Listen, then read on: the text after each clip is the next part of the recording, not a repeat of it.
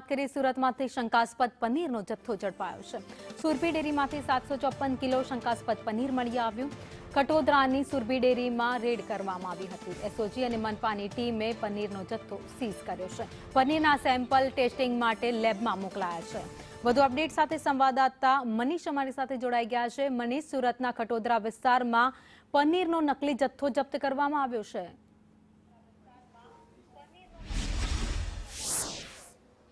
जी बिल्कुल भाविनी बात करिए तो आरोग्य मंत्री प्रफुल्लभाई पानसेरियानी सूचना बाद सूरत पोलीसे कार्यवाही करी है। त्यारे सूरतनी अने अराजननी सौथी नामचीन जे डेरी है सुरभी डेरीना जे युनिट पर दरोडा पाडवामां आव्या छे अने 700 किलोथी वधु नकली पनीरनो शंकास्पद जथ्थो छे ते एसओजी पोलीस अने आरोग्य विभागे झड़पी पाड्यो छे। त्यारे एसओजीना डीसीपी साहेब आपणी साथे नकुम साहेब छे, तेमनी साथे वात कर्युं।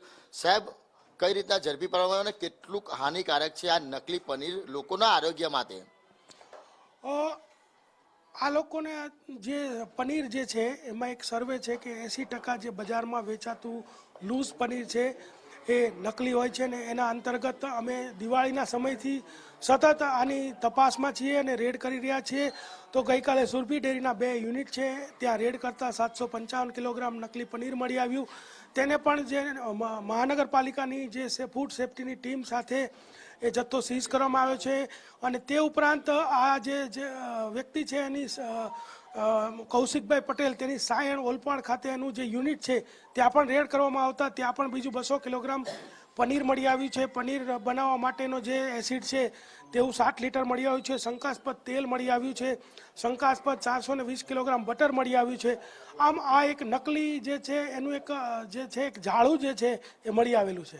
साहेब, आ नकली पनीर बजार में कितना रुपया में वेचातुं हतुं? ओरिजिनल पनीर केटलामां मळे छे? अने जो आ लोको आरोगे तो ए लोकोने कई कई बीमारीओ थई शके छे? आज नकली पनीर है ये 255 260 થી 70 ना भाव में वेचातुं हतुं। ओरिजिनल पनीर है ये आनाथी डबल भाव में वेचाय छे। अने तमे जो कोई 1 लीटर दूध है एनुं पनीर बनावो तो तमने खबर पड़शे कि बहु ज ओछा प्रमाण में साचुं पनीर बने छे। एटले आ लोको नकली एसिड एनी अंदर तेल आवुं बधुं मिक्स करी अने आ लोको पनीर बनावता होय छे जे खूब ज आरोग्य माटे नुकसानकारक छे। एनाथी पाचन तंत्रना रोगो थाय छे, तमने चामडीना रोगो थाय छे ने जो वधुमां वधु अने सतत ने सतत आवुं आरोगवामां आवे तो केन्सर थवानी पण शक्यताओ रहेली छे। साहेब, आटली मोटा मात्रामां पनीर पकड़ायुं छे, क्यां वेचता हता? कोण आनी बनावट करतुं हतुं ने केटला समयथी आ बनावट चालती हती? आ लोकोनुं जे युनिट छे ए ओलपाड छे त्यां आ लोको आनी बनावट करता हता। त्यां पण ग्राम्य पोलीस द्वारा रेड करवामां आवेली छे अमारी सूचनाने आधारे।